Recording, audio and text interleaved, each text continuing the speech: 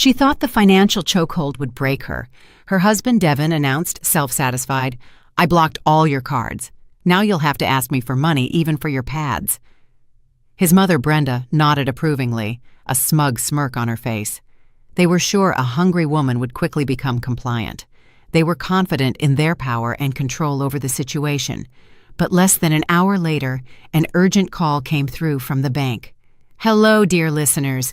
I'm glad to welcome you to my channel, where I present a new and interesting story. Enjoy the read." Alina pushed open the apartment door and froze in the hallway, listening. From the kitchen she could hear Brenda's voice, even, self-righteous, with that particular tone that always signaled an impending lecture. Brenda was on the phone with a friend, but speaking loud enough for the entire unit to hear. "Well, what can I say, Sharon? The kids have been living with me for 3 years now, and the gratitude is zero. I cook for them, I do their laundry, and she still turns up her nose. Yesterday, she bought herself a coat for $800. Can you believe it? She's living off my dime, doesn't pay the utilities, but still has to buy fancy clothes." Alina took off her work heels, carefully placing them on the shelf by the door. She hung up her coat, the very same dark blue one that had earned her a fresh dose of venom for the past 2 days. She walked quietly toward the bedroom, trying not to draw attention. It was useless, of course. Brenda always sensed when her daughter-in-law returned from work. "No, I'm not saying anything, Sharon," her mother-in-law continued in the kitchen. "Let her live here. It's just that she has such an opinionated personality about everything. Day before yesterday, she started arguing about politics in front of Mr. Sterling. I nearly died of shame. Who is she to—" Alina closed the bedroom door, leaned against the frame, and let out a long breath. 3 years. 3 years of listening to this every single day. 3 years of smiling, nodding, and keeping quiet when all she wanted to do was scream. When she and Devin got married, Brenda had seemed like a sweet woman. A little straightforward, yes, but kind-hearted. "You two live with me for a while, sweeties," she had said back then. "Save up for your own place quietly, without paying rent, without extra expenses. I'll help you." The help ended a month after the wedding. It started with small things. "Alina, you oversalted the soup." "Alina, why did you forget to close the bathroom window again?"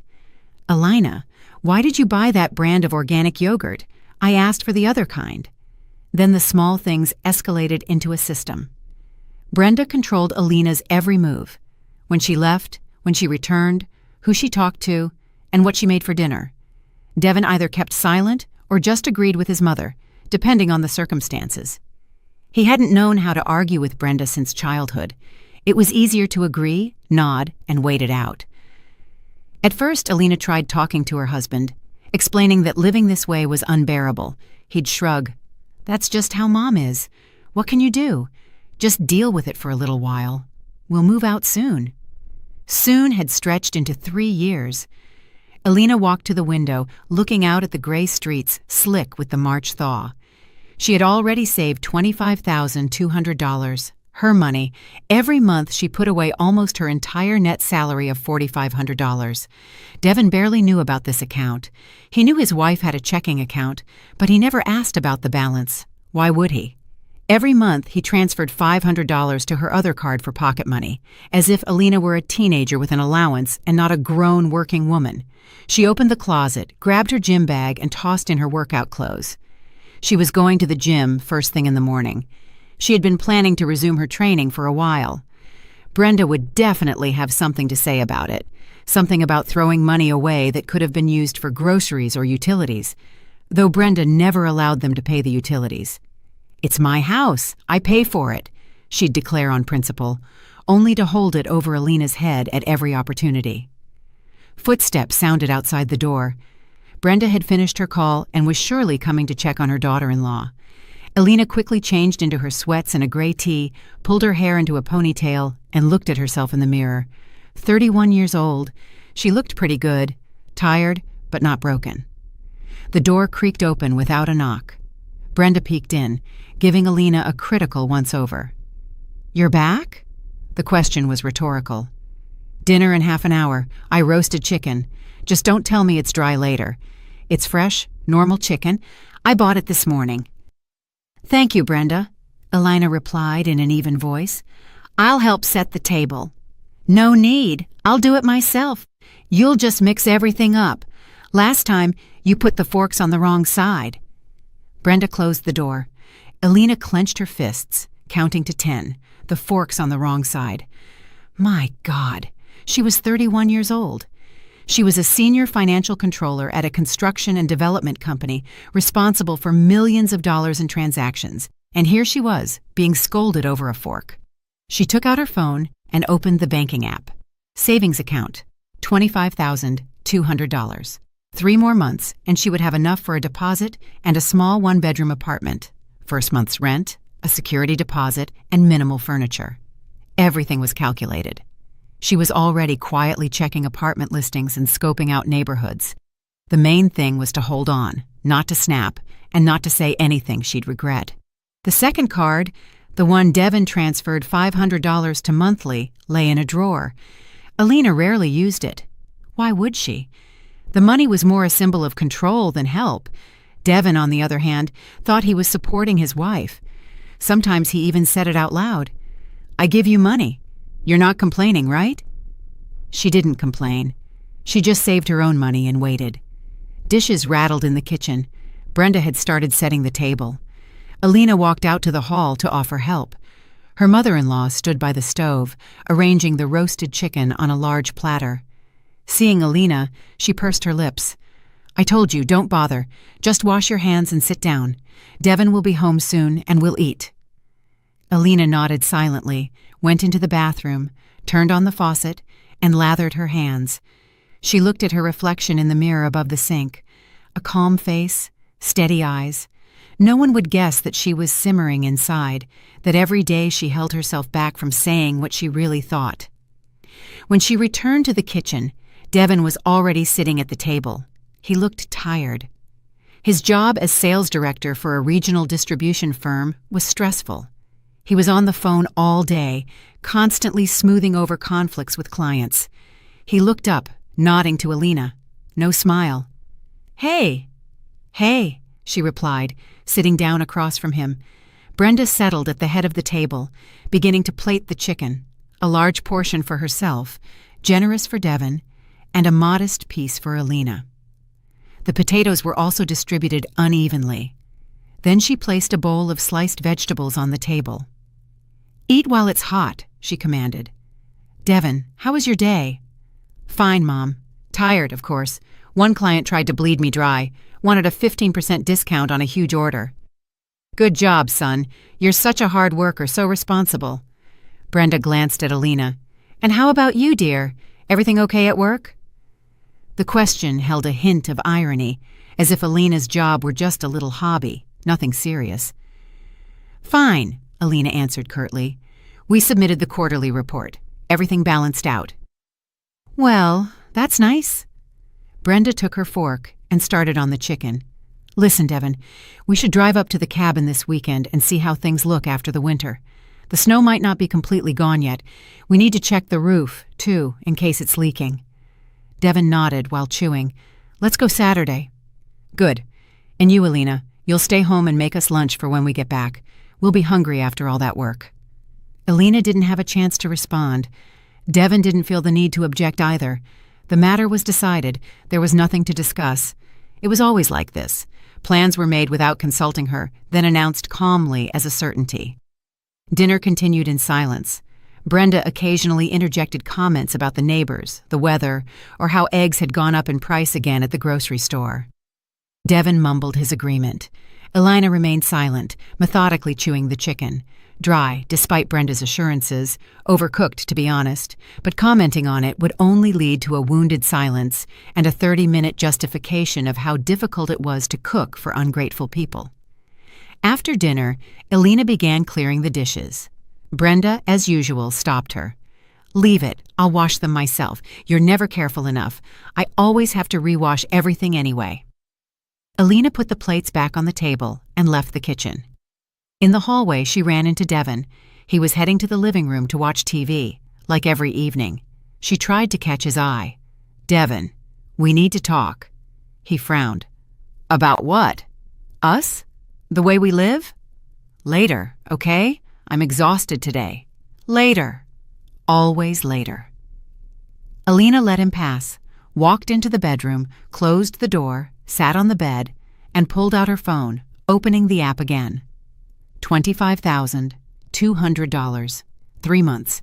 Just 3 months and she would be free. The sound of the television drifted from the living room, some talk show, loud voices, the musical theme. Brenda was clattering dishes in the kitchen. Devin was probably sprawled on the couch, staring at the screen. A typical evening, a typical life. 3 years of this typicality. Alina opened the Notes app on her phone and found the list of apartments she was considering. 1 bedrooms on the outskirts of the city, but decent, recently renovated, renting for between $1,200 and $1,500 a month. Totally manageable if she was only paying for herself. A deposit was another month's rent. That made $3,000 needed to start.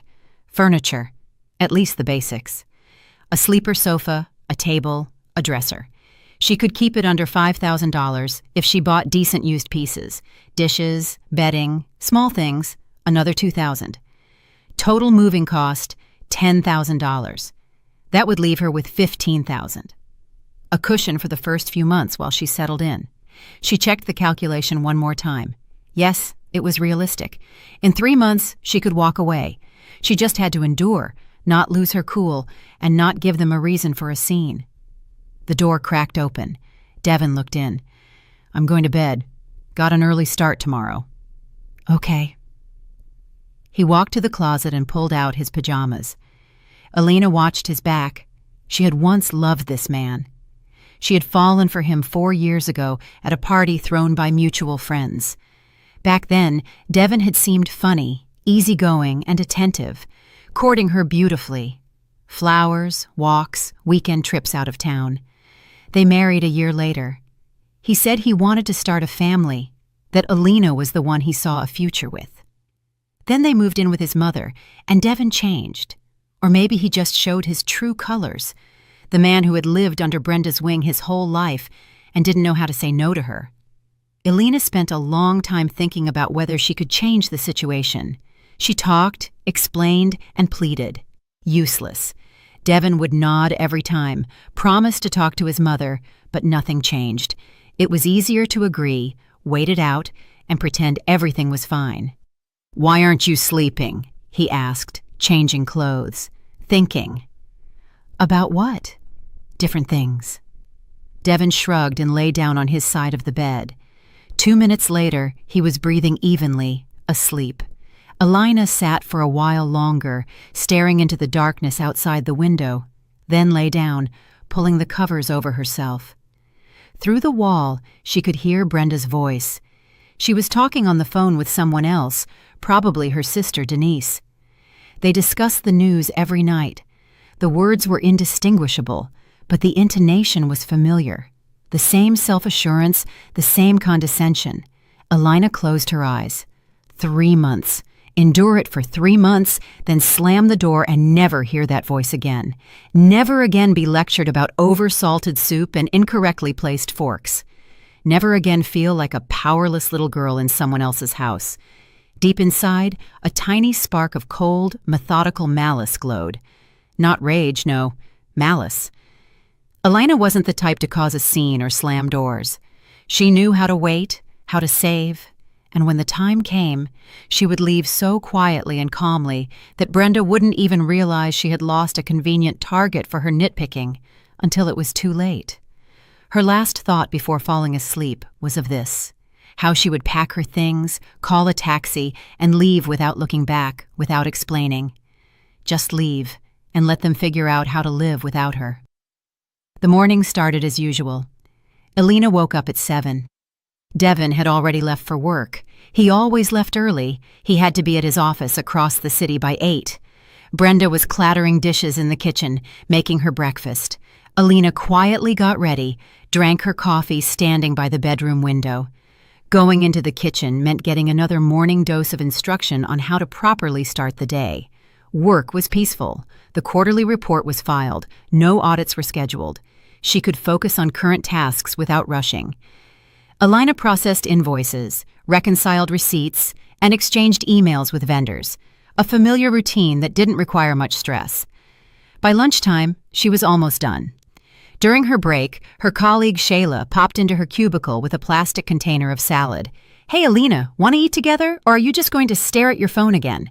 Alina smiled and put down her pen. "Let's go. I need a distraction." They went down to the first-floor break room and settled at a table by the window. Shayla was the only person in the office Alina shared details of her home life with. Not everything, but the general outline, the mother-in-law, the constant criticism, the spineless husband. "So how's your Brenda?" Shayla asked, opening her container. "Any new material?" "Yesterday, she brought up the forks being on the wrong side of the plate." "Seriously? My God, how do you put up with it?" "I'm saving up for a rental. 3 more months, and I'm out of there." Shayla shook her head. "I would have told her to go jump off a cliff a long time ago, or made your husband choose, me or Mommy." "He'd choose Mommy," Alina replied calmly. "I checked. It's easier to just leave on my own. I'll file for divorce once I move out. I don't want a dramatic scene in their house. Let them figure it out afterward." Shayla sighed and picked up her fork. "You're a saint. I wouldn't have the patience."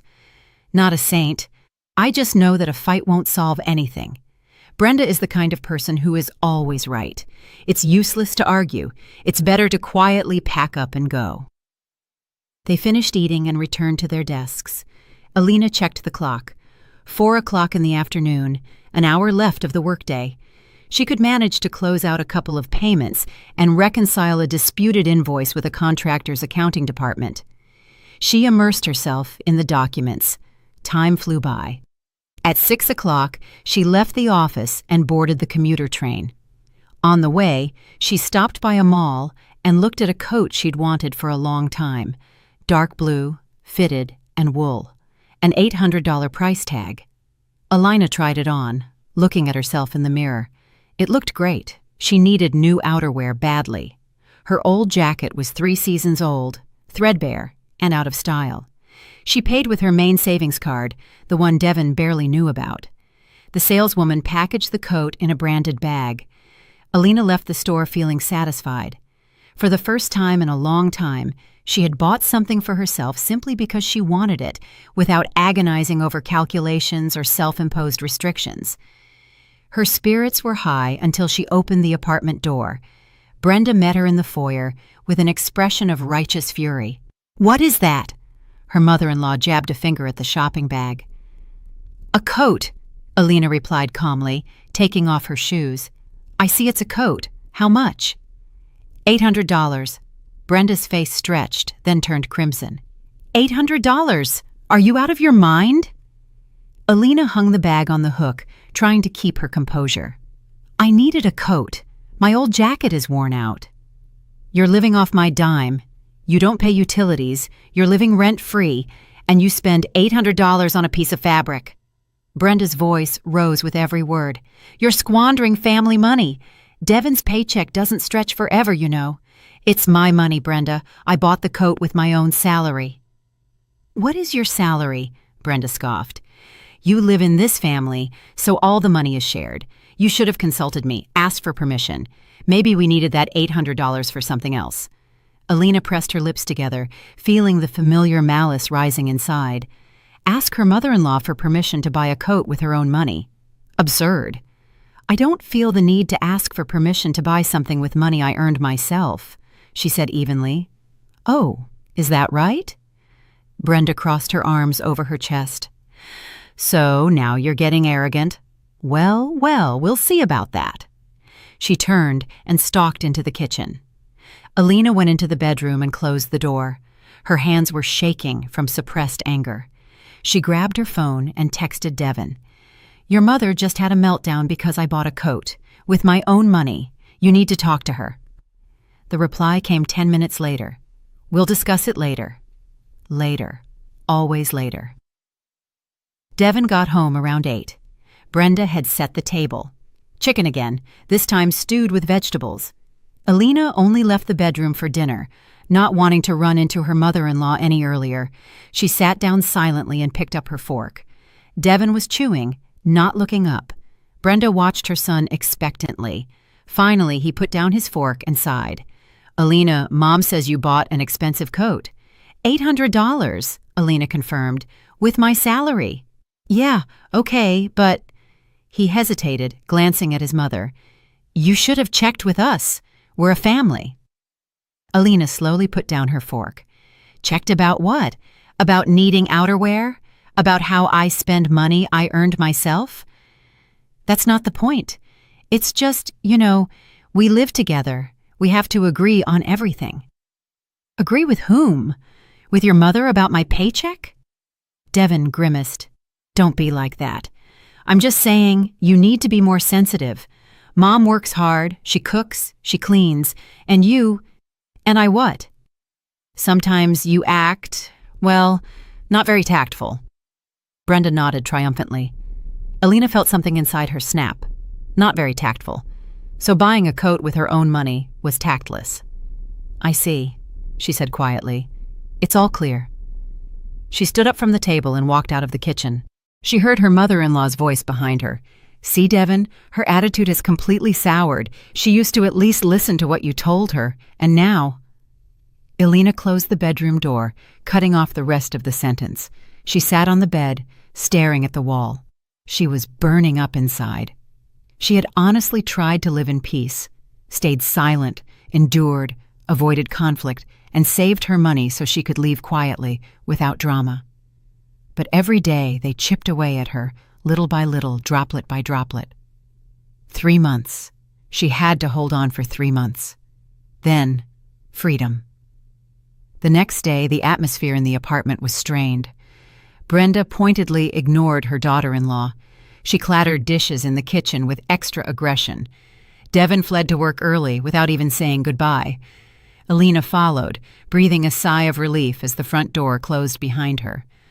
All day she worked on autopilot, her mind elsewhere. How could she save faster? Maybe she could take on some freelance bookkeeping work. Many people she knew did that. A couple of clients, easy reports, another $1,000 to $1,500 a month. Then she could move out even sooner. She got home around 7 that evening, opened the door, and heard voices in the kitchen. Brenda was on the phone, speaking unusually softly, almost cajolingly.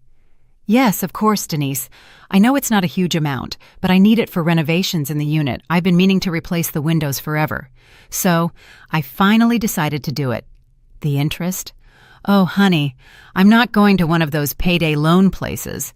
This is a legitimate bank loan. The interest is totally reasonable."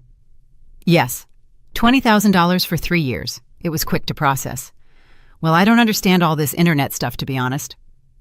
Alina walked into the bedroom and changed clothes. Brenda was taking out a $20,000 loan for renovations. But everything was fine in the apartment. The windows didn't need replacing. They had installed plastic ones 5 years ago. So, she was lying to her friend. Why? About 20 minutes later, Brenda knocked on the bedroom door. Alina opened it. Her mother-in-law stood in the doorway with a strained smile. "Alina, you're an accountant. You understand banking. Help me fill out this loan application, please." Alina narrowed her eyes. "A loan for what?" "For renovations. I want to replace the windows and change the wallpaper. I need $20,000. The bank already approved it. I just need to complete the online application, and I don't understand any of it. Devin is always busy, no time for him. But you're smart and educated. It'll only take you 5 minutes." In Brenda's voice was an uncharacteristic softness, almost subservience. Alina understood. Brenda hated asking for anything, especially from her daughter-in-law, but she clearly needed the money right away. "All right," Alina nodded. "Give me your phone. I'll take a look." Brenda beamed, handing over her smartphone. Alina took it, went to the kitchen, sat at the table, and opened the banking app, finding the approved application. $20,000, 12% interest, 3-year term, a standard consumer loan. "They already have your ID details, right?" Alina asked. Yes, everything's there. Just need to fill out the form and confirm." Alina started filling in the fields, Brenda's details, her workplace address. Brenda was formally listed as a part-time worker at a municipal office, though she hadn't worked there in years. It was just to ensure a full work history for retirement. Alina reached the section for co-borrowers and guarantors. "Do you need to add a guarantor?" "No need. They approved me as is." Alina paused. The muscles in her jaw tightened. The idea came to her suddenly. She got approved quickly. She looked at Brenda, sitting across from her with a pleased expression. This was the woman who had poisoned her life for 3 years, who had controlled her every move, begrudged her every meal, and just yesterday caused a scene over a coat. Alina looked back at the phone. Her fingers typed in the section for co-borrowers. She added herself, entering her details: ID, address, place of employment. In the co-borrower section, she selected the right to early repayment and account management. She left the financial liability section empty. There was a default dash for certain types of family loans, where the co-borrower acts only as an administrator with account management rights, but without the obligation to repay. This was a subtle detail few people read in the contract. Formally, Alina gained access to manage the loan, could pay it off early, or even terminate the contract, but she herself was not obliged to repay the money. That responsibility remained with the primary borrower, Brenda. Banks sometimes offered this option for family loans, so spouses or close relatives could assist with financial management. Alina filled in the remaining fields and confirmed the application using the text message code that came to Brenda's phone. It took about 10 minutes total. "Done," she said, handing the phone back. "The loan is processed. The money should hit your account within the hour."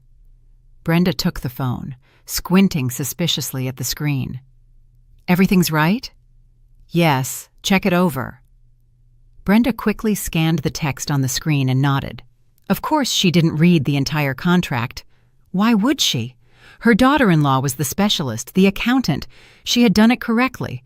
"Well, thanks," Brenda muttered, the familiar coldness already creeping back into her voice. "At least you were useful for something." Alina nodded silently and walked out of the kitchen. In the bedroom, she closed the door and leaned her back against it. Her heart was pounding. She had just done something that could change everything. Or nothing. It depended on what Brenda did next. Half an hour later, a joyful shriek came from the kitchen. The money had arrived. Alina opened her banking app and logged in through the co-borrower section. The system accepted her credentials and displayed the loan information. $20,000 in Brenda's account, management access confirmed. Alina closed the app. She wouldn't do anything yet, just in case. The next day, Brenda was in an excellent mood. She was humming in the kitchen, making pancakes. She even smiled at Alina at breakfast.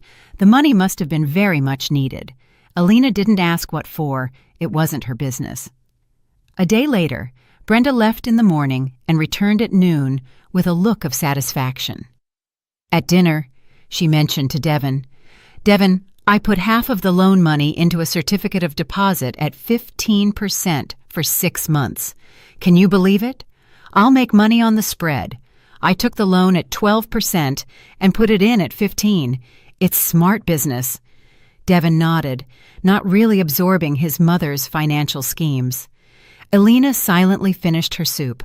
So $10,000 was already in a CD, taken out of the account, frozen for 6 months. Clever? Greedy? Typical Brenda. Always trying to profit from everything, extracting the maximum from any situation. 2 more days passed. The atmosphere in the house eased slightly. Brenda stopped being sarcastic about everything. The money had improved her mood. Alina kept quiet, trying to stay out of sight. Work, home, work, home. The usual cycle. Friday evening, Alina stayed late at the office, finishing up a report. She got home around 8, opened the apartment door, and heard a loud conversation in the kitchen. Devin and Brenda were arguing about something. "Mom, why do you need so much cash?" Devin's voice sounded confused. "Because, son, I know how to manage money.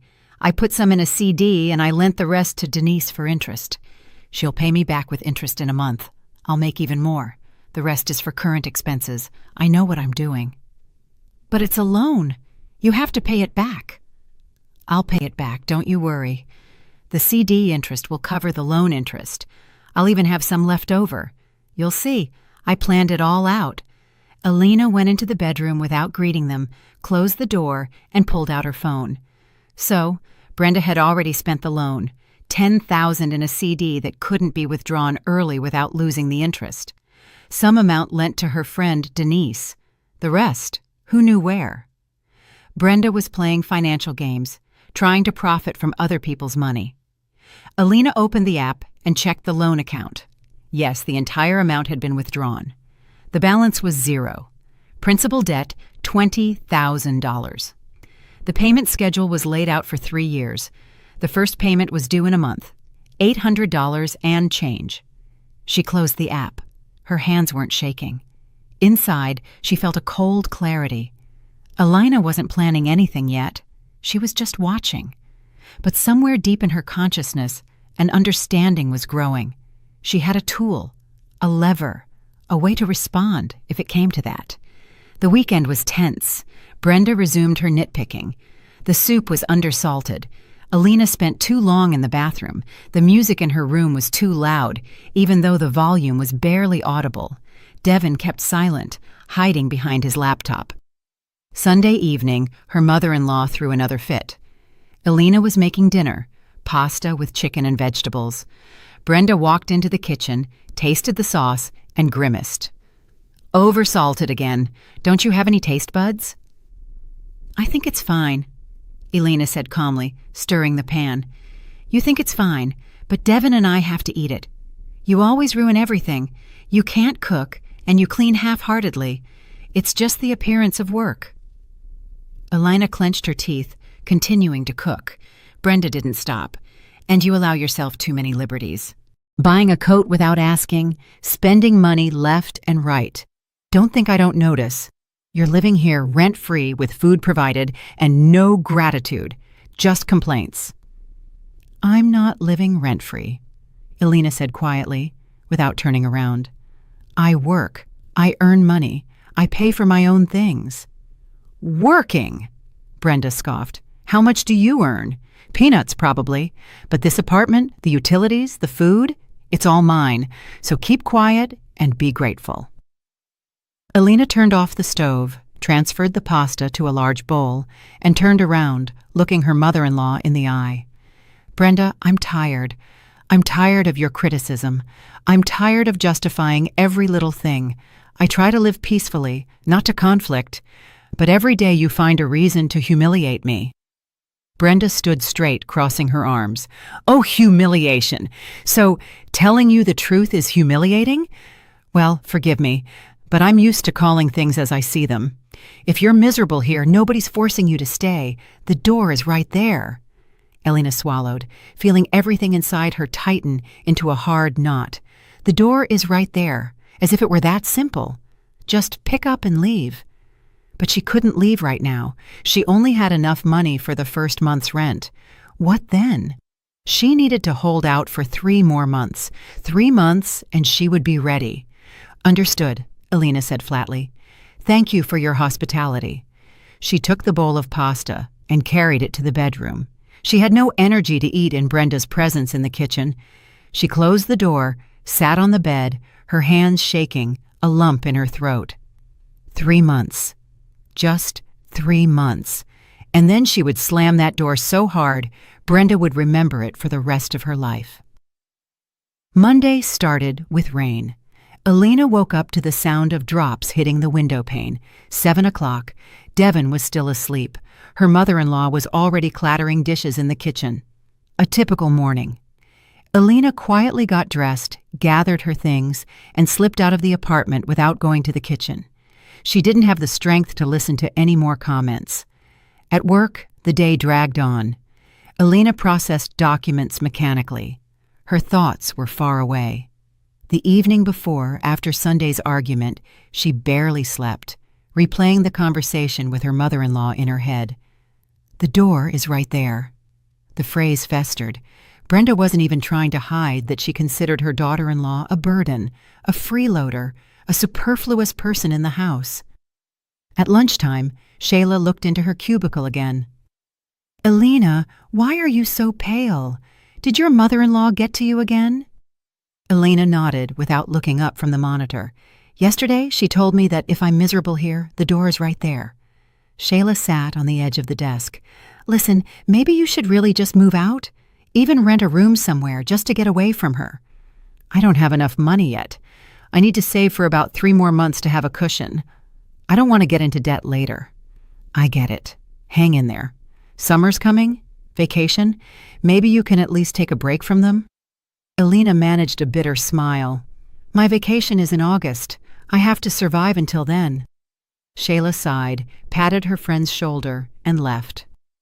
Elena returned to work, but she couldn't concentrate. One thought kept circling in her mind. How much longer could she endure this?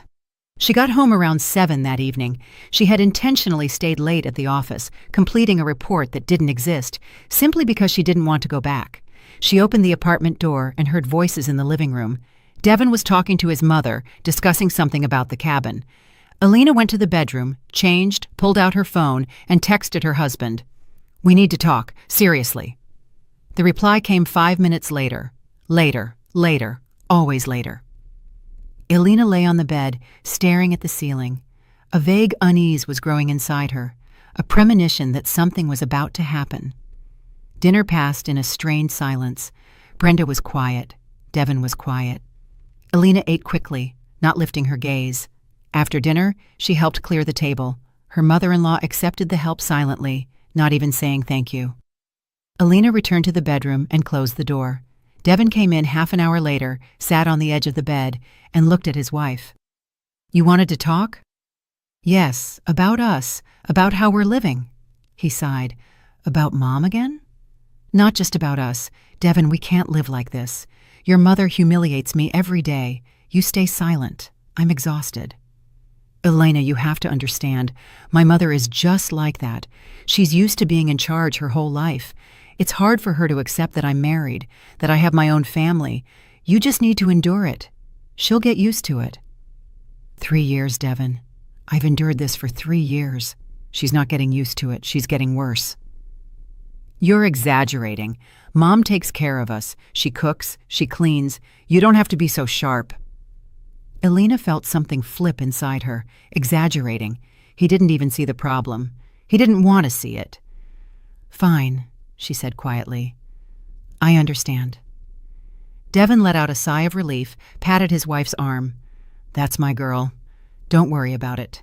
Everything will be fine." He went to the living room to watch TV. Elena remained seated on the bed, staring into space. Everything will be fine. Nothing would ever be fine. The next day, Tuesday, passed in the same routine. Work, home, silence. Brenda started nitpicking again. Elena closed the door too loudly. She hung the towel incorrectly in the bathroom. Tiny things that made up a suffocating atmosphere.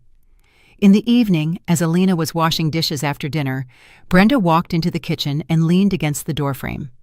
"Elena, I was thinking maybe you should look for another job closer to home so you can come back earlier. You're always late. Dinner's already cold. It's inconvenient." Elena wiped a plate and placed it on the drying rack. "My job suits me." "Well, of course, but the family suffers. Devin works all day, then he waits for you, wants to spend time with you, but you're always busy or tired. Devin spends his evenings in front of the TV, Brenda, not with me. That's because you don't pay attention to him." Brenda raised her voice. "If you were a proper wife, caring and thoughtful, he would spend time with you instead of the TV." Elena turned around and looked at her mother-in-law. "What do you want from me?" "I want you to be compliant," Brenda cut in. "To know your place, not to get uppity, not to argue, not to buy an $800 coat without permission, to respect your elders, and to obey." "I'm not a child to obey," Elena said evenly. "I'm 31 years old." "Then act your age. A grown woman should understand who the lady of the house is. You've got an inflated sense of self-importance." Elena dried her hands on the towel, hung it on the hook, turned around, and walked out of the kitchen. Her mother-in-law was still saying something behind her, but Elena didn't listen. She closed the bedroom door and leaned her back against it. Compliant.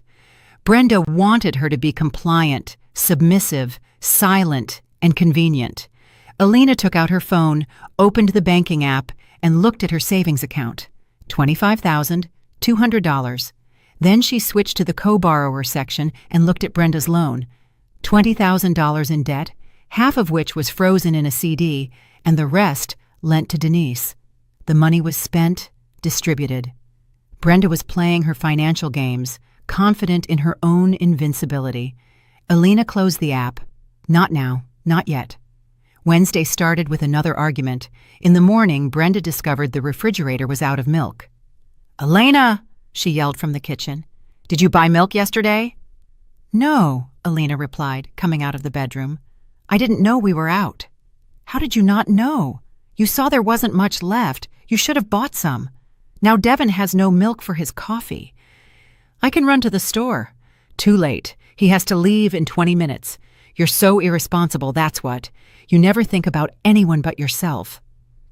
Devin came out of the bathroom, having heard his mother yelling. "Mom, it's fine. I'll drink it black. It's not a big deal." "Not a big deal? You like it with milk, and she forgot again. Everything always slips her mind." Elena pressed her lips together, walked past them to the bathroom, closed the door, and washed her face with cold water, looking at her reflection. Pale face, dark circles under her eyes, exhausted, utterly exhausted. At work, Shayla immediately noticed her friend's condition. "Elena, are you sleeping at all? You look awful." "Barely," Elena admitted. "It's something new every day there. Today she was screaming about milk. Milk!" Shayla shook her head. "Listen, just forget about it all. Rent a room, even a corner somewhere. Your health is more important." "Soon," Elena whispered. "It will all be over soon." Something in her voice alarmed Shayla. "What is it? Don't get any crazy ideas?" "I won't. I'm just tired of enduring it." The day dragged on endlessly. Elena caught herself several times staring out the window, seeing nothing. Her thoughts were jumbled. She could hear her mother-in-law's voice in her head. "Compliant, know your place." She got home around 8 in the evening. She had purposely stayed late at the office, finishing a report that didn't exist, just because she didn't want to go back. She opened the apartment door, walked into the bedroom without looking into the kitchen, changed, and lay on the bed, staring at the ceiling. Half an hour later, the door flew open. Devin walked in, and Elena immediately knew from the look on his face that something had happened. He was pale, his lips pursed. In his hand he held her pocket money card, the one with the $500 on it that she rarely used. "What is it?" Elena asked, pushing herself up on her elbows. Devin stepped closer. His face twisted into a smirk of malice. He held the card as if it were an ace of spades. "I blocked all your cards," he announced, clearly enjoying the moment. "Now you'll have to ask me for money even for your pads." Elena froze. A chill ran down her spine. She looked at her husband, standing there triumphantly, and couldn't believe what was happening. He had blocked her card, the card he himself transferred money to, the card she barely used. But that didn't matter now. He had done it specifically to humiliate her, to put her in her place. Brenda's figure appeared in the doorway. She stood with her arms crossed, a smug smile playing on her lips. She looked down at her daughter-in-law like a cat watching a captured mouse. "A hungry woman quickly becomes compliant," she said moralistically, with undisguised pleasure. "Then you'll understand who the lady of the house is." Elena nodded silently, lowering her eyes. A hurricane raged inside, but her face remained calm. She had learned not to show emotion over the past 3 years. She had learned to hide everything deep inside. Devin and Brenda waited for a reaction, tears, begging, a scene, but they got nothing. "I understand," Elena said quietly. Devin was slightly taken aback. He had expected resistance, but then he smirked again, pleased with himself, and turned to his mother. "Let's go, Mom. Let her think about her behavior." They left the room, closing the door. Alina remained seated on the bed. Her hands rested on her knees, her breathing even. She counted to 10, then 20, then grabbed her phone and opened the banking app. Her main savings account? It worked. Devin had simply forgotten about it. He thought the $500 card was the only one she had. $25,200 was still there. Alina switched to the co-borrower section, logging into Brenda's $20,000 loan. Payment schedule, 3-year term. Her mother-in-law was sure everything was under control, that she would profit from the interest, that the CD interest would cover the loan interest. Greed and self-assurance were her weaknesses. Alina looked at the list of available operations: early repayment, account management, contract termination. She selected transfer funds, entered the amount, $20,000. In the recipient line, she found an official verified charity foundation for children's hospitals with a state license, an irrevocable transfer. Her fingers didn't tremble. There was icy clarity inside. Alina confirmed the operation, entering the text code. The transaction went through. $20,000 was gone to charity forever. Then she blocked Brenda's card. The function was available to the co-borrower. She filed a request for early contract termination, demanding the immediate repayment of funds. The bank automatically began the procedure. Under the contract terms, if the co-borrower with management rights terminates the loan early, the primary borrower must repay the full amount within 3 days, or penalties and fines would be applied. Alina closed the app, placed the phone on the nightstand, stood up, walked to the closet, pulled out her duffel bag, and started packing. The necessities: jeans, a few tees, underwear, documents, makeup, a phone charger. Everything else could be picked up later, or not at all. She moved methodically, calmly, without haste. Voices drifted from the living room. Devin and Brenda were talking, discussing how quickly Alina would come crawling back for food money. They laughed, making plans. Alina zipped up the bag, grabbed her jacket, and looked at the room for the last time. She had lived here for 3 years. She had endured for 3 years. She had waited for the moment she could leave for 3 years. The moment had arrived. She walked into the hallway just as Brenda's phone rang. Her mother-in-law was sitting on the sofa next to Devin, watching some show. Brenda reluctantly picked up the phone without looking at the screen. "Yes, hello." Alina stopped in the living room doorway, leaning against the frame, and watched. Her mother-in-law's face gradually changed. First bewilderment, then confusion, then terror. Color drained from her face, her lips trembled. "What? How is that possible?"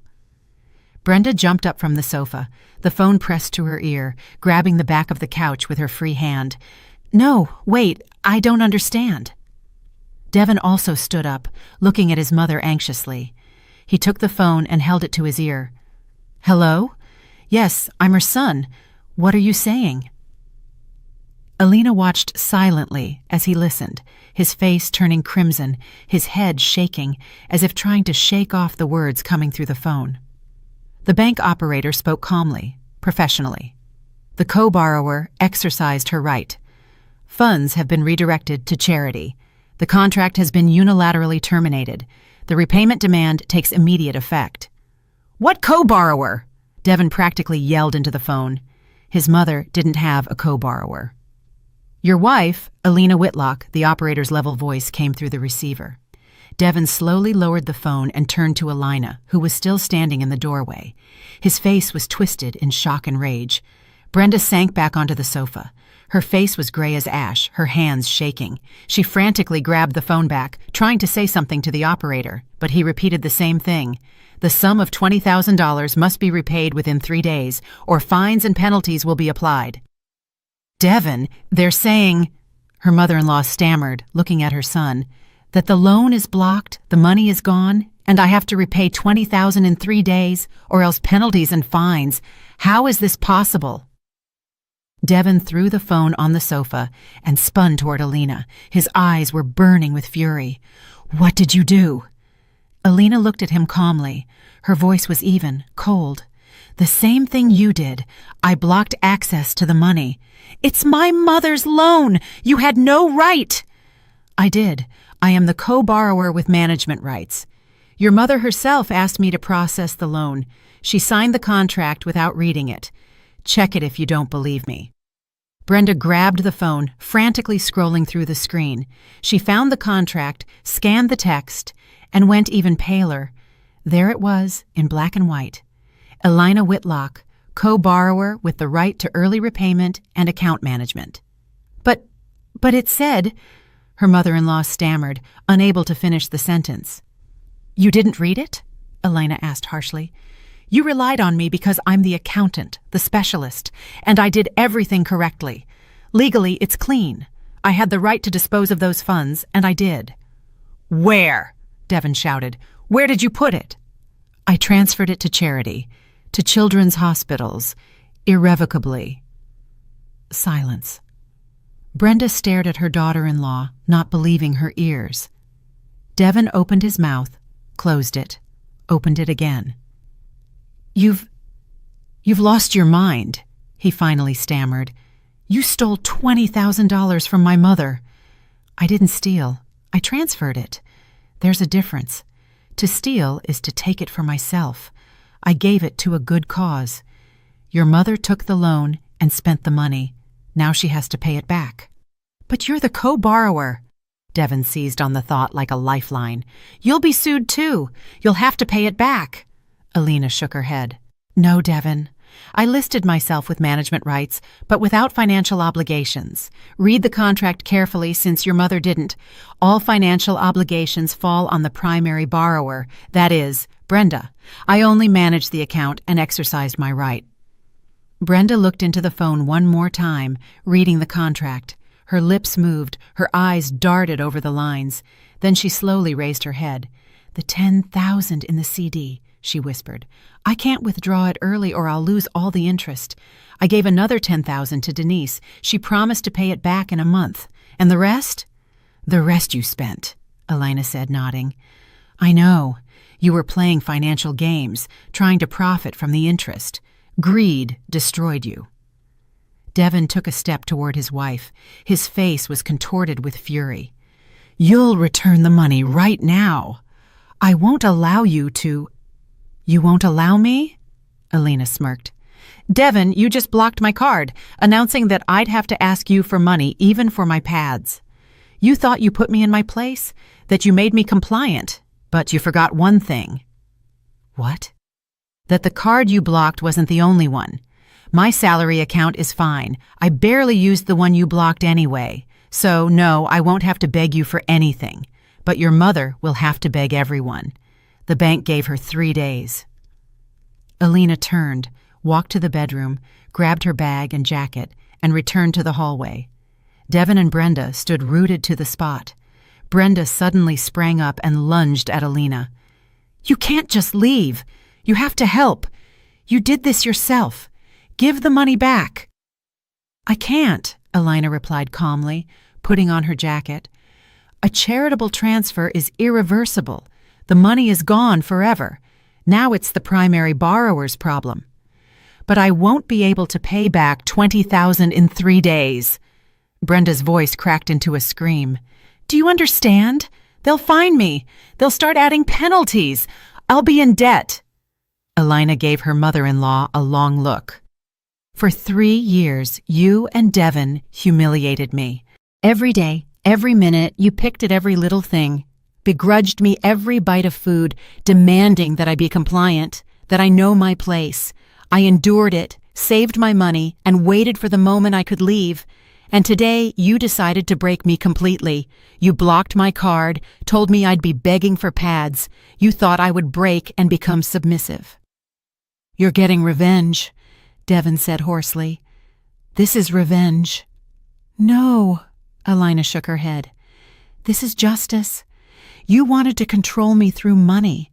Your mother wanted to make me dependent. I just showed you that control is a double-edged sword. You controlled me. I controlled your mother's loan. The difference is my money was earned by me and yours is debt, and now you have to pay it back. She opened the apartment door, stepped out onto the landing, and looked back one last time. By the way, Brenda, you wanted me to become compliant when I was hungry. Now let's see who becomes compliant when their wallet is empty. The door slammed shut. Alina walked down the stairs, pulled out her phone, and called a taxi. Her hands weren't shaking.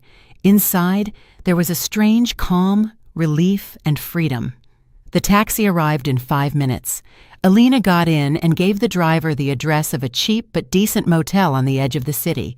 She would spend the night there and start looking for an apartment tomorrow. She had plenty of money in her account, $25,200. Her money, earned through honest work. The car started. Alina looked out the window at the passing houses. In the apartment upstairs, true hell was probably breaking out. Brenda was calling everyone she knew, trying to borrow money. Devin was pacing frantically, trying to come up with a plan. His mother was crying, blaming her daughter-in-law for every sin. Alina smirked. Let them feel what it was like to be cornered, what it was like to depend on someone else's will, what it was like to have no choice. Her phone vibrated. A text message from Devin. "Come back immediately. We'll discuss everything." Alina deleted the message and blocked the number. There was nothing to discuss. Everything was already decided. The car pulled up to the motel. Alina paid the driver, got out, walked into the lobby, and went to the front desk. The administrator smiled. "Good evening. You need a room?" "Yes, for one night. ID, please." Alina handed over her license. The administrator checked her in and handed her a key card. Alina went up to the third-floor room and opened the door. The room was small but clean. A bed, a table, a TV, a shower stall in the bathroom.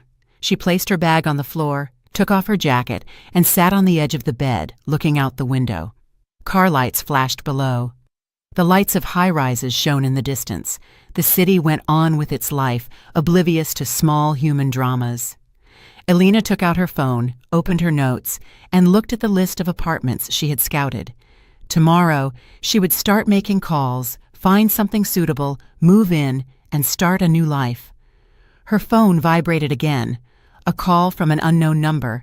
Devin calling from a different phone, probably. Alina declined the call. Another call, another unknown number. She declined it a third time. Alina turned off her phone. Silence. For the first time in 3 years, it was true silence. No one was yelling, no one was criticizing, no one was demanding she be compliant. Alina lay on the bed, closed her eyes, and fell asleep almost instantly. A deep, peaceful sleep, without nightmares, without anxiety. Just sleep. In the apartment across town, Brenda frantically called everyone she knew, begging to borrow money. Her sister Denise refused to return the $10,000 early. She had already spent it. She would return it in a month as agreed. The CD could be withdrawn early, but then all the interest would be forfeited, and instead of $10,000, Brenda would only get $9,500. There was no other money at all. Devin paced the room, trying to call his wife. The phone was off. He called Alina's work number. The automated voice answered. The workday was over. He sent texts. They didn't go through. Brenda was crying. For the first time in many years, she was genuinely terrified. The bank wasn't joking. 3 days, and the penalties would start. Then the case would go to collectors, and then they could sue. "Devin," she sobbed, "what are we going to do?" Devin didn't know what to say. For the first time, he saw his mother weak, helpless, and lost. And for the first time, he understood that his wife had completely outmaneuvered them, using their own weapons, money, control, dependence, against them. "We'll figure something out," he said uncertainly. "Maybe we can get a quick loan from another bank?" "At what interest rate?" Brenda clutched her head. 20, 30%. I'll never pay it off." "But we have no choice, Mom. We have to close this loan or it will get worse." His mother nodded, wiping her tears, pulling out her phone, and starting to look for short-term loan companies. Devin sat next to her, staring at the wall. One thought spun in his head. How could he have been so wrong about his wife? He thought she was weak, dependent, convenient. She turned out to be stronger than both of them. The night was spent making calls, trying to find money. By morning, Brenda had somehow scraped together $10,000, borrowing from distant relatives, promising to repay it with interest. She took out another $5,000 from a short-term lender at 30% interest. She withdrew the CD early, receiving $9,500, totaling $24,500. It was enough to close the loan and leave a small buffer. But now she had new debts. The short-term loan had to be repaid in a month. She promised the relatives repayment with interest in 3 months. Devin promised to help, but his net salary wasn't stretching, $3,500.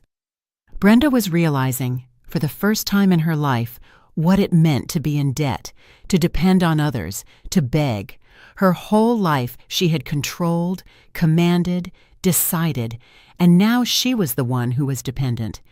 And it was all because of her daughter-in-law, the quiet, compliant Alina, who turned out to be anything but. Morning found Alina in the motel room.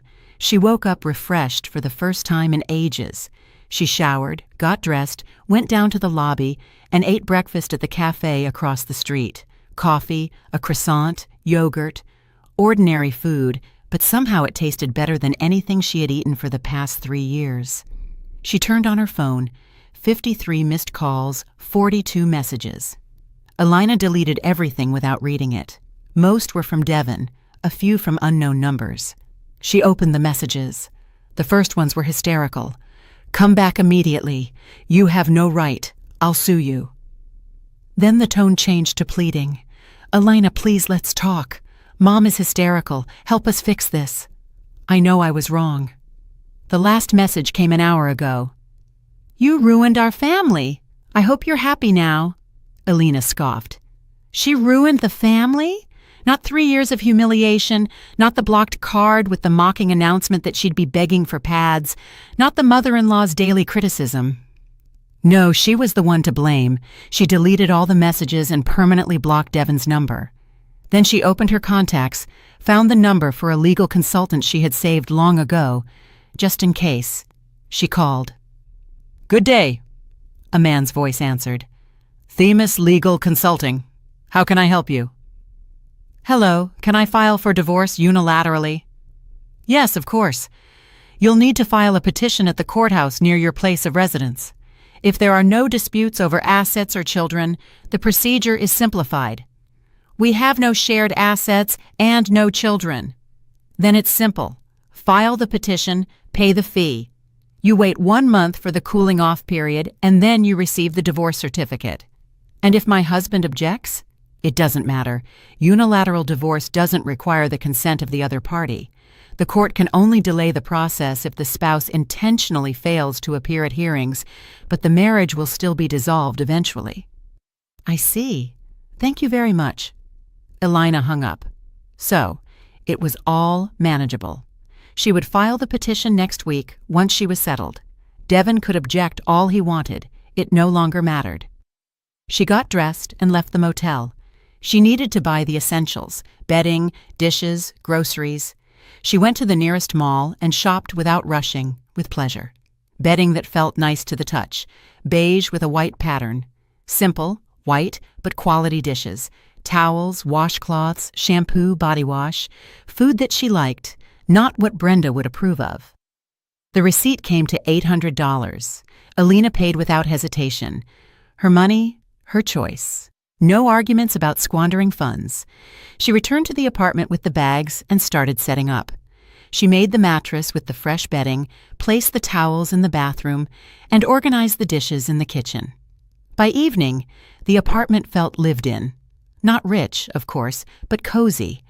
And most importantly, it was her territory. Her phone rang. An unknown number. Alina frowned but answered anyway. "Hello, Alina Whitlock?" A woman's voice, anxious. "This is Denise, Brenda's sister." Alina stiffened. "I'm listening." "I wanted to talk. Tamara said you left, that there was a conflict." "There was. She asked me to call, to ask you, well, to help resolve the loan issue. She says you somehow blocked the money, and now she urgently needs to pay the bank back $20,000. I can't lend it to her. I'm in debt myself.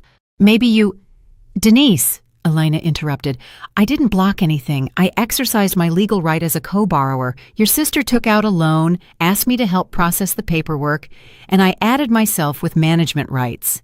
Then, when Brenda and her son decided to humiliate me by blocking my card and announcing I'd be begging them for pads, I disposed of the loan funds as I saw fit. I transferred it to charity.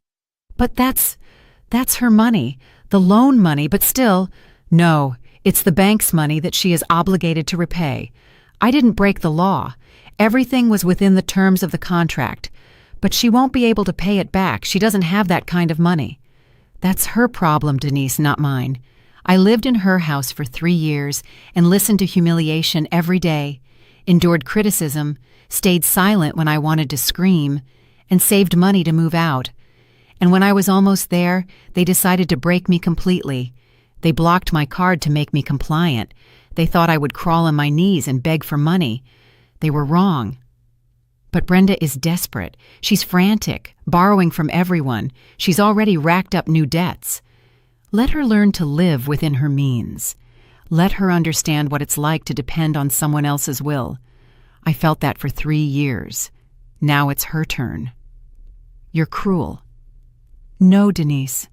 I'm fair. Elina hung up. Her hands were trembling slightly, not from fear, but from relief. She had said everything she thought. She hadn't stayed silent. She hadn't avoided the question. She had told the truth straight out. The phone didn't ring again. Elina made herself dinner, pasta with vegetables, a simple but tasty meal. She sat at the table by the window, eating slowly, looking out at the evening city. Cars drove by, people walked past. Life was going on as usual. The next day, Saturday, Elina focused on settling in. She ordered an inexpensive sleeper sofa online with delivery in a week. She bought a small table, 2 chairs, and a floor lamp at a furniture store. Everything was simple, but functional. By evening, the apartment looked almost truly lived in. Sunday morning, Shayla called. "Elina, where have you been? I called you 100 times. Sorry, my phone was off. I moved out." "You moved out? For good?" "For good. I left Wednesday night and rented an apartment." "My God, finally! I'm so happy for you. What about the mother-in-law?"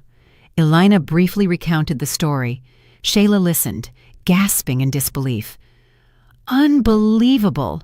You took her down completely. What about Devin?" "Devin sends texts, but I blocked his number. I'm filing for divorce next week." "Good for you. He didn't appreciate you. Let him help his mommy pay off the debts now." "Exactly. Listen, let's meet today and celebrate your freedom. We'll go somewhere, hang out." Elina smiled. "Yes, I'd love to." They met at a cafe downtown. Shayla brought a bottle of wine to the new life. They chatted, laughed, and recalled the funny and absurd moments from Elina's life with her mother-in-law. Now from a distance, it seemed almost comical. The criticism over forks, the arguments over a coat, the attempts to control her every move. "You know," Shayla said, pouring the wine, "I always thought you were too soft, that they could mold you like clay, but you turn out to be quite the force. Still waters run deep." "I was just waiting for the right moment," Elina replied. "I don't like arguments, but when I'm backed into a corner, I know how to defend myself." "And how? Your mother-in-law is probably still in shock." "Let her be. Maybe she'll learn something." "I doubt it," Shayla scoffed. "People like that never change. They always think they're right." "Maybe, but that's no longer my concern." They stayed at the cafe until evening, talking about work, plans, and life. Shayla told stories about her dating adventures. Elina laughed. It had been a long time since she had laughed like that, easily, without tension, without worrying that someone would criticize her. She returned home late, around 10 o'clock. She went up to her apartment and turned on the light. The silence was hers, her silence, her space. Elina took a shower and lay down on the mattress. Tomorrow, the weekend would end. The work week would begin, the usual familiar routine, but without returning to a cage. Now she would come home to her own place, where no one would greet her with sarcastic remarks. She picked up her phone just because she had nothing else to do. She scrolled through the news and social media, stumbling across Devin's profile. He was still on her friends list, but she hadn't bothered to remove him. There was no point. The last post was from yesterday. Sometimes people show their true colors when you least expect it. Betrayal by loved ones is the most painful thing. Elena smirked. Betrayal. He called it betrayal. And what about him blocking her card and announcing she would be on her knees begging for money, even for her pads? What was that called? Care? She unfriended him and blocked him on social media. That chapter was closed. On Monday, Elena came to work refreshed. Her colleagues immediately noticed the change. "Elena, you look different," a woman from the next department said. "You're glowing." "I moved," Elena answered simply. "I live alone now." "Oh, I get it. Freedom. It's a great thing." The day flew by quickly. Elena worked with concentration, without distraction. At lunchtime, she went to City Hall and filed her divorce petition. She filled out the form and paid the fee. The clerk accepted the documents and said she would have to come back in a month for the divorce certificate. "And if my husband objects?" Elena asked, just in case. "It doesn't matter. You are filing unilaterally. He may be invited for a talk, but if he doesn't show up or objects, it won't stop the procedure. At most, it will drag out for a couple of months if it goes to court, but the divorce will still happen in the end." "Understood. Thank you very much." Elena left City Hall with a sense of finality. One more step taken. All that remained was to wait for the paperwork, and she would be officially free. That evening, when she returned home, a text message came from an unknown number. Elena opened it and recognized the writing style. Brenda. "Elena, I know I was wrong. I know I hurt you, but what you did is too much. I'm drowning in debt now. I borrowed from everyone I could. The interest rates are outrageous. I don't know how I'll pay it off. Devin is helping, but he has his own life, his own expenses. Can we please work something out? I'm ready to apologize, to admit my mistakes. Just help, please. I'm desperate." Elena reread the message twice. Brenda was apologizing. For the first time in 3 years, she was asking for help, admitting mistakes. Too late. Elena started typing a reply. "Brenda, for 3 years you humiliated me. Every day, every minute. You begrudged me every bite of food, controlled my every move, demanded absolute obedience. When I tried to push back, you told me I had to be compliant, that a hungry woman quickly becomes submissive. You and your son blocked my card, thinking you could force me to crawl on my knees. You were wrong. I have no intention of helping you. You created this situation yourselves. You took out a loan, spent the money playing financial games. I merely exercised my legal right. Now, pay the price yourselves. As you often like to say, it's time to understand who the lady of the house is. Only now, I am the lady of my own life, and you deal with your debts yourselves." She pressed send, then blocked that number. The phone didn't ring again. Elena made dinner, ate, cleaned up the apartment, turned on the TV, and watched some movie, not really paying attention to the plot. Her thoughts were far away. She thought about how much time she had lost in that marriage. 3 years of her life spent trying to please people who didn't value her. 3 years of humiliation she endured, hoping things would get better. But nothing had gotten better, and nothing would have if she hadn't left. Now she was free. Yes, divorce, paperwork, Devin's possible attempts to claim some assets, though they had none, but all that was manageable. Most importantly, she was no longer in that apartment, no longer under Brenda's control, no longer dependent on Devin. A week passed. Elena was completely settled. The sofa was delivered. She arranged the furniture and hung light curtains on the windows. The apartment looked simple but cozy. She even bought a couple of houseplants, a rubber tree and a small violet. Taking care of them was enjoyable, a distraction from her thoughts. Work continued as usual. Shayla regularly stopped by her cubicle, asking how things were going. Elena's answer was short, fine, and it was true. Things were fine, even better than fine. Friday evening, as she was returning home, a text message came from Devin. He was texting from a new number she hadn't blocked yet. "Elena, I got the notice from City Hall. Do you really want a divorce? Can we please try to talk? I understand that Mom and I were wrong. I'm ready to admit it. Let's meet, discuss things." Alina stopped in the middle of the sidewalk and read the message again. Devin was ready to admit he was wrong, now that she had already left, already filed for divorce, already started a new life. She typed a response. "Devin, I don't need your apologies. I don't need to talk. I tried to talk to you for 3 years. I explained that your mother was humiliating me. I begged for your support. You either stayed silent or sided with your mother every time. When you decided to break me completely by blocking my card, you crossed the line.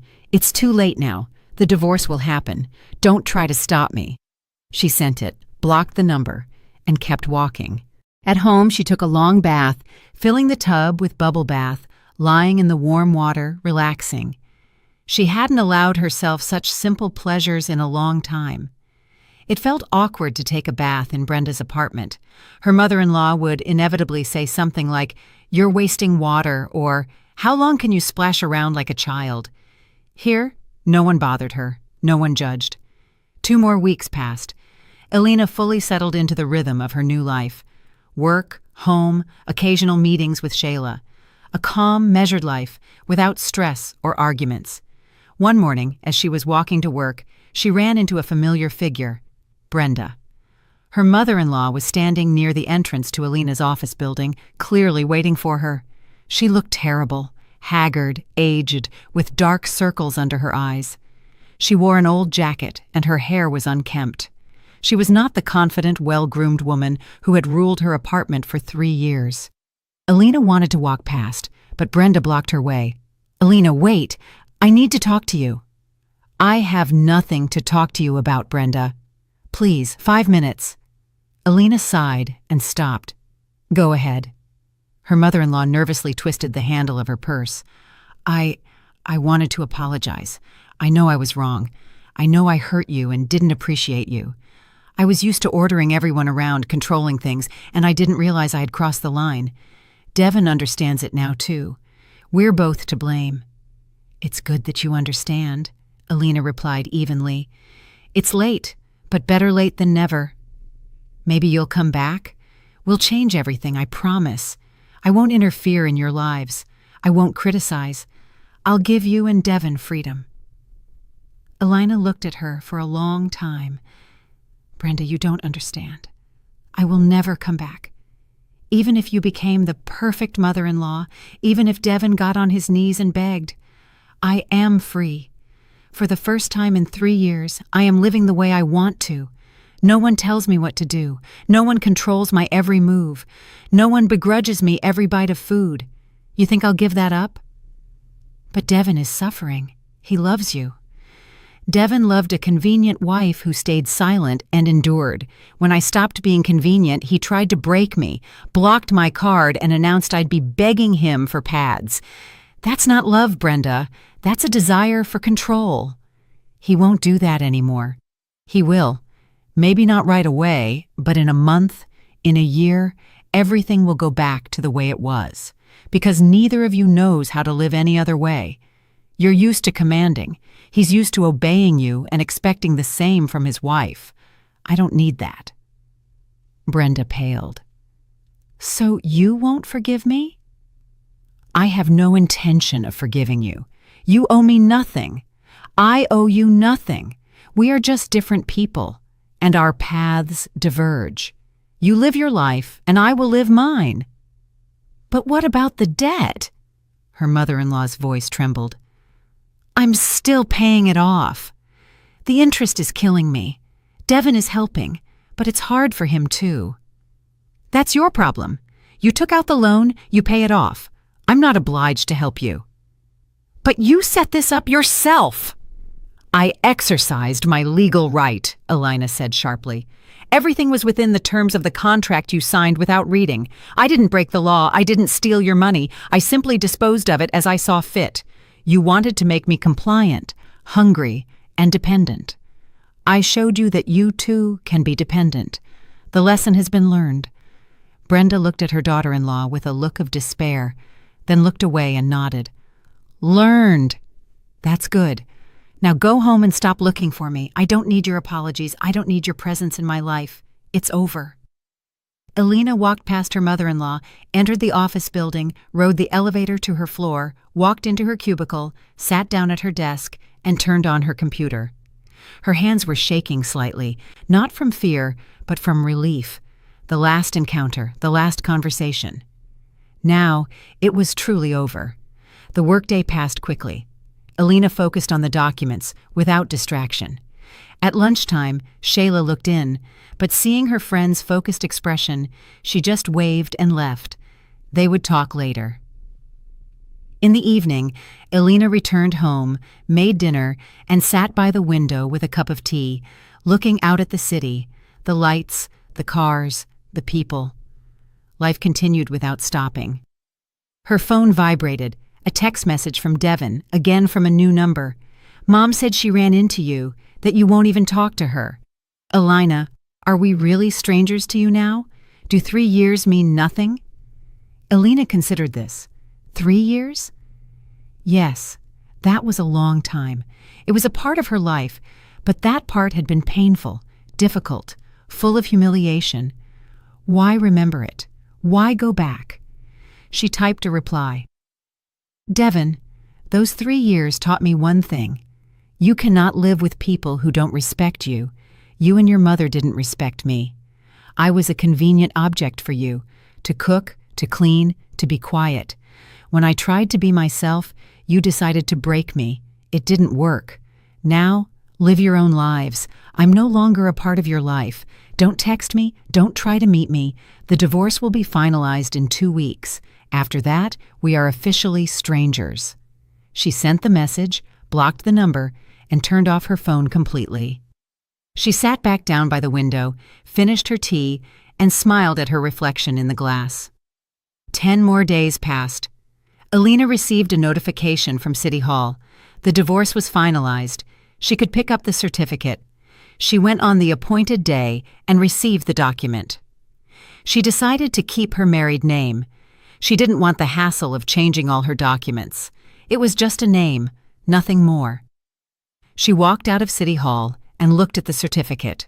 Marriage dissolved, officially free. Elena put the document in her bag and went to work. The day was ordinary, unremarkable. In the evening, she stopped at the grocery store, bought groceries, and returned home to make dinner. Life continued as usual. Work, home, occasional meetings with Shayla. A calm, measured life without stress, without arguments, without humiliation. One evening, about 3 weeks after the divorce, Elena was sitting at home, flipping through a magazine. Her phone rang, an unknown number. She wondered if it was Devin again, but she answered anyway. Hello, Elena Whitlock? A man's voice, unfamiliar. My name is Julian. I'm from the accounting firm Alpha Consulting. You were recommended to us as a highly competent specialist. We have an opening for a chief accountant. Are you considering a new offer? Elena was surprised. Can you tell me more? Julian explained. The company provided consulting for small and medium-sized businesses. They were expanding and needed an experienced chief accountant. The salary was $6,000, with a full benefits package and an office downtown, a friendly team. That sounds interesting, Elena said. Can we meet to discuss the details? Excellent. Would 6 o'clock tomorrow evening work for you? It would. They arranged a meeting. Elena hung up and realized something warm was blooming inside her. A new job, more money, better conditions. Maybe this was a sign? The next day, she met with Julian. He was a pleasant man in his 40s, engaging and easy to talk to. He told her about the company, the team, and the responsibilities. Elena asked questions, clarifying the details. By the end of the meeting, she knew this was exactly what she needed, a new phase, new opportunities. I accept, she said. Wonderful. When can you start? We understand you need to give 2 weeks' notice at your current job. Agreed. They exchanged contact information and shook hands. Elena left the cafe where the meeting took place and felt a quiet joy. New job, new life, everything was falling into place. She worked out her 2 weeks' notice at her old job and said goodbye to her colleagues. Shayla was upset, but promised to keep in touch. "You're amazing, Alina. I'm proud of you. You were able to start over." "Thank you. It would have been harder without your support." They hugged. Alina collected her belongings from her cubicle and left the office for the last time. It was a little sad, of course, but a new opportunity lay ahead. The new job was exactly as promised. A friendly team, interesting tasks, and competent management. Alina quickly got up to speed and settled in. The salary allowed her not only to pay rent, but also to save. Maybe in a year or two, she would have enough for a down payment on a mortgage and buy her own home. Life was slowly but surely improving. Alina learned to appreciate simple things: morning coffee in silence, evening walks in the park, weekends without arguments or criticism. She no longer looked back at the past or thought about Devin and Brenda. They remained in that life that was over. One day, about 2 months after the divorce, Shayla mentioned that she had run into a mutual acquaintance who knew Devin. "She says he looks completely run down. His mother put all the debt on him. He's working himself ragged, doing side jobs in the evenings, barely resting. Brenda has aged, too. She looks terrible and is going to therapy now." "Well, let them," Alina replied calmly. "That was their choice. They created this situation themselves." "You don't regret it at all?" "No. I spent 3 years trying to please them. I endured, stayed silent, and tried my best. They didn't appreciate it. Now they're reaping what they sowed." Shayla nodded. "True. Don't waste your sympathy on people who didn't respect you." The conversation moved on to other topics. Alina no longer thought about her ex-husband and mother-in-law. They had ceased to exist for her. 6 months had passed since she left. Alina was fully established in her new job and had received a promotion. She was no longer just the chief accountant, but the company's financial director. Her salary had increased to $8,000. She started saving for a mortgage and looking at apartment options. Life was calm, measured, and fulfilling, without drama, without arguments, without humiliation. Just life, her life. One evening, returning from work, Alina stopped at a flower shop and bought herself a bouquet of tulips, just because. She brought them home and put them in a vase on the table. The tulips were bright yellow, sunny. Alina sat by the window with a cup of tea, looked at the flowers, and smiled. For the first time in many years, she was truly happy. Not wildly or hysterically, but calmly, steadily, deeply happy. She was free, she was independent. She was living the way she wanted, and no one could ever take that freedom away from her again. Her phone lay on the table, turned off. Alina had long since stopped expecting calls and messages from her past life. That life was over. A new one had begun, and this new life belonged only to her. She finished her tea, stood up, and walked to the window. The city below was bright with lights. Cars drove along the roads, and people rushed about their business. Life flowed on, never stopping, and Alina flowed with it, calmly, confidently, freely. Somewhere across town, Brenda was paying off debts. Devin was breaking his back at 2 jobs, trying to help his mother. They had built a cage for Alina, and they had ended up inside it themselves. The lesson was learned, harsh but fair. Alina walked away from the window, went to the sofa, covered herself with a blanket, closed her eyes, and fell asleep easily, without anxious thoughts. Tomorrow would be a new day, new tasks, new opportunities. Life goes on, and that is wonderful. You know, for a long time, I thought strength meant staying silent and enduring. But sometimes, real strength is walking away. Even when it hurts, even when you're scared. I learned that peace isn't something others can give you. It's something you choose for yourself. I had to lose almost everything to realize that freedom, self-respect, and calm nights are worth more than any perfect marriage or fake family peace. If my story taught me anything, it's this. Never let anyone make you small in your own life. Stand up, even if your voice trembles, because one day that same voice will tell your story of courage. If you agree with me and liked my story, show it by sending a like. Let's see our count. I'm curious. From which city and at what time are you listening to me? Write it in the comments. If you'd like to support me on my journey, you can send a small donation.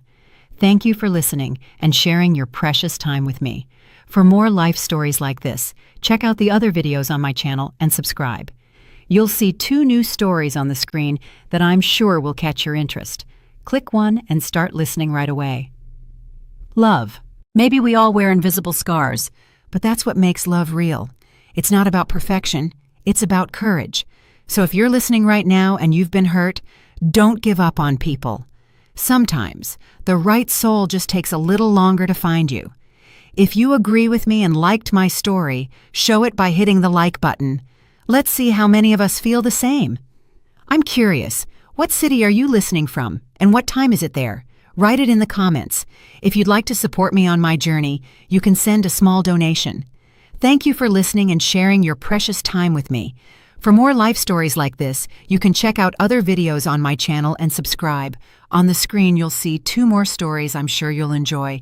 Click one and start listening now. With love, Betty.